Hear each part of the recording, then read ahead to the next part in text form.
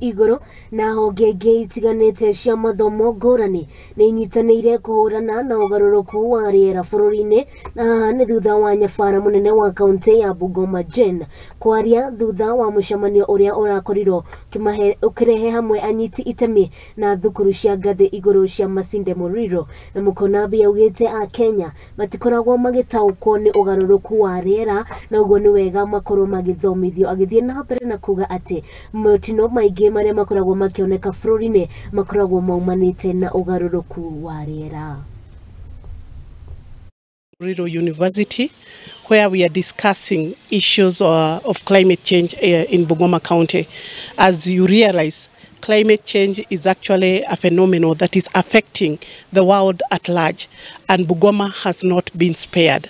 And we have to put our heads together and discuss and see how are we going to do mitigation, how are we going to adapt to issues of climate change in the county. As a county government, we have put legal legislation in place whereby we have the Bungoma County Climate Change Policy, we have the Bungoma County Finance Policy, we have the Bungoma County FAD Act that is really guiding on how climate change is going to be funded in this county. And I think I would really wish to say that as a county, we have really moved forward on issues climate change. But as a county, we cannot do it on our own.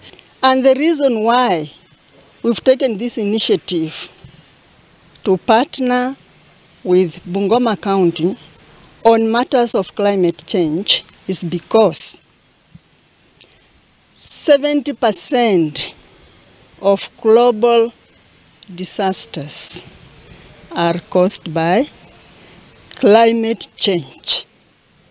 That is in terms of floods, which bring out things like landslides. Bedbugs, something that had disappeared, that is already an indicator that climate change is real.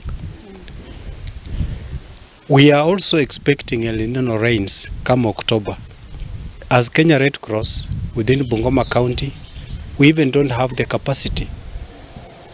So we want to partner with the county right away to see what is it that we can create awareness among our people